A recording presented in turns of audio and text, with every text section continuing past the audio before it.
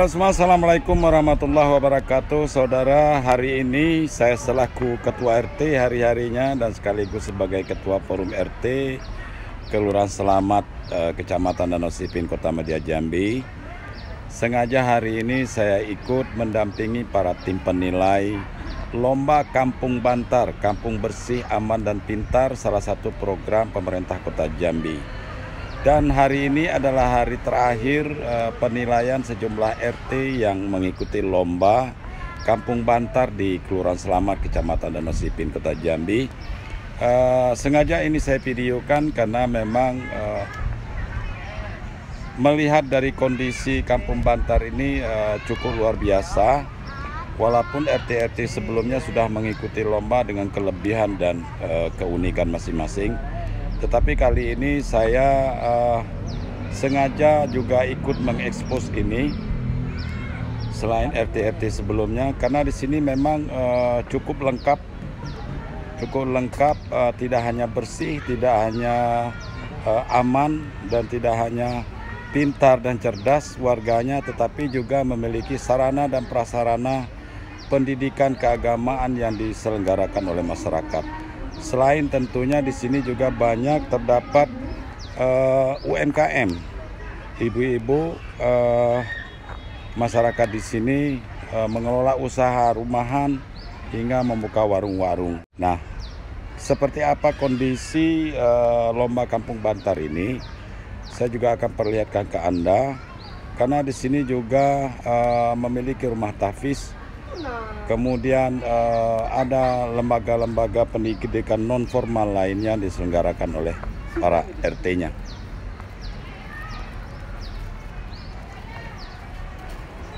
Nah, ini salah satu penampakan dari kondisi RT 16 Kelurahan Selamat, Kecamatan Danau Sipin, Kota Jambi, yang saat ini tengah mengikuti lomba Kampung Bantar.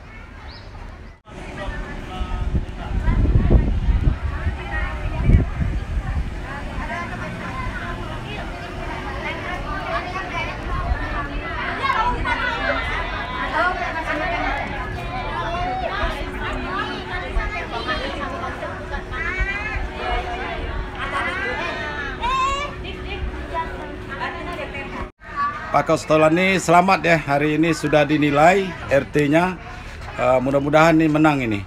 Nah, saya tertarik nih Pak Kostolani, selama ini seperti yang pernah diceritakan, tidak mudah untuk menggerakkan masyarakat di sini untuk bergotong royong.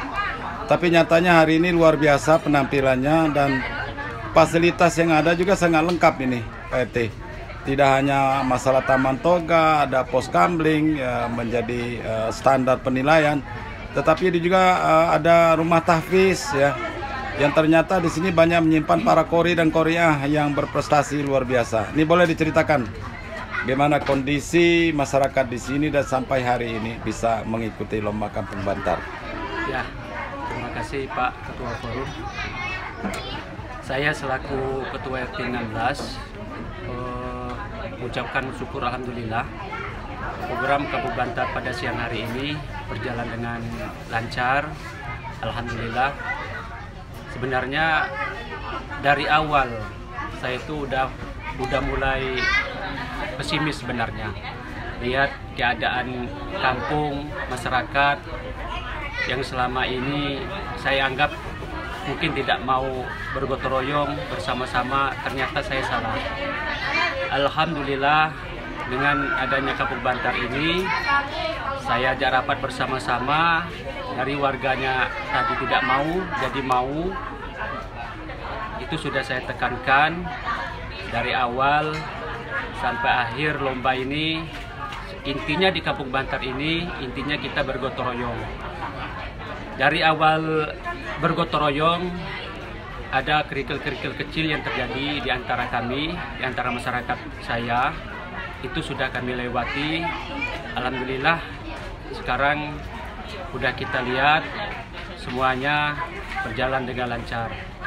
Dan di sini di RT saya, tepatnya di Langgar kami Darul Hikmah, itu ada anak PAMI, anak pengajian dari Maghrib sampai Isya, yang mana guru pengajarnya itu guru tahfiz Al-Quran. Guru tahfiz Quran itu hafal 30 juz, udah hampir 8 tahun dia ngajar di Langgar kita, itu dengan ikhlas, tidak dibayar sepeser pun. Alhamdulillah, dari turun-temurun, generasi udah dia terapkan, udah dia ajarkan. Termasuk anak-anak yang sholawatan tadi ya? Ya, bukan anak-anak di sini aja, anak-anak dari luar juga ngaji di Langgar kita. Dan juga setiap kali ada event MTQ tingkat kota, anak-anak Langgar Darul Hikmah, anak-anak PAMI yang dipimpin oleh Guru Taufik itu mendapat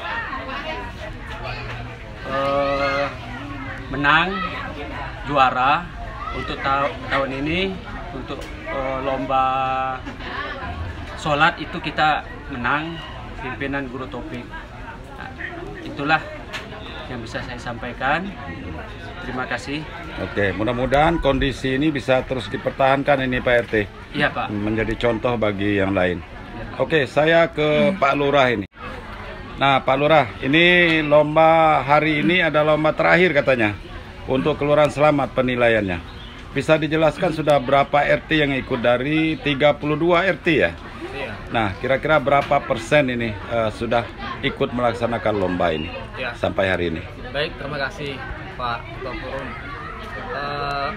Alhamdulillah pada siang ini kita baru saja melaksanakan penilaian Kampung Bantar yang berlokasi di RT 16 dan alhamdulillah telah sukses ada penilaian tersebut di RT 16. Dan untuk Kelurahan Selamat sampai saat ini untuk RT yang telah mengikuti Kampung Bantar yaitu sekitar 91% dari 32 RT. Jadi masih sekitar ada 3 RT lagi. 3 RT yang belum ya? Masih ada 3 RT lagi yang belum ikut Kampung Bantar. Dan insya Allah kami rencanakan sisa 3 ini kan kami ikutkan kembali untuk periode selanjutnya. Semoga dalam tahun ini di penghujung bulan Oktober di APBDP perubahan untuk penilaian Kampung Bantar itu dapat dianggarkan lagi oleh pemerintah Kota Jambi sehingga RT yang masih ada sisa yang belum ikut, yang ada 3 tadi bisa ikut kembali sehingga di tahun ini. Mudah-mudahan ya. Ya mudah-mudahan kita sehingga kalau itu sudah 100% berarti. Ya, betul 100%. Itu menjadi harapan kami. Semoga dapat dianggarkan oleh pemerintah Kota Jambi. Jadi saya kira itu.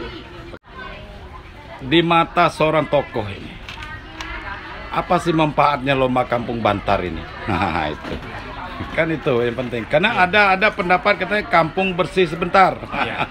Nah ini bagaimana? Terima kasih. Kalau kita mengacu kepada program yang sudah digelontorkan oleh pemerintah Kota Jambi, masalah Kampung Bantar ini sesungguhnya sangat-sangat positif. Mengapa? Yang tadinya masyarakat itu sebagian besar ada yang tidak peduli, ada yang kurang peduli, ada yang tidak ikut berpartisipasi sama sekali apapun bentuk kegiatan-kegiatan yang dilaksanakan. Nah, dengan adanya program Kampung Bantar ini, salah satunya adalah dengan mengikut sertakan peran masyarakat di tingkat RT yang tadinya saling tidak mengenal satu sama lain. Dengan adanya program ini menjadi saling mengenal. Yang tadinya yang bersifat personal sekarang bersifat kegotong royongan, kebersamaan. Di samping itu juga dengan adanya program Kampung Bantar ini kita mendukung pemerintah yang tadinya pemerintah untuk mengelola kebersihan saja ini cukup besar biayanya, anggarannya. Nah, dengan adanya program Kampung Bantar ini, dengan adanya partisipasi masyarakat, maka ini sebagian dari anggaran-anggaran itu sudah terpangkas. Sehingga ini kita sudah ikut mendukung program dari pemerintah. Ini satu. Di segi keamanan juga, yang tadinya di mana-mana terjadi banyak kriminal, banyak kenakalan yang seperti kita tahu itu sangat memprihatinkan. Nah, dengan adanya Kampung Bantar ini lingkungan menjadi aman karena adanya pos-pos keamanan lingkungan, kemudian adanya kebersamaan dari masyarakat. Kalau ada sesuatu hal yang terjadi, maka masyarakat, terutama masyarakat adat, ini yang ikut berperan. Tadinya kalau ada masalah langsung diproses secara hukum, sekarang cukup di RT, karena RT sebagai pemangku adat menyelesaikan. Nah, apabila memang ini tidak bisa, baru kita proses serahkan secara hukum. Nah, ini dampak-dampak positif yang terjadi.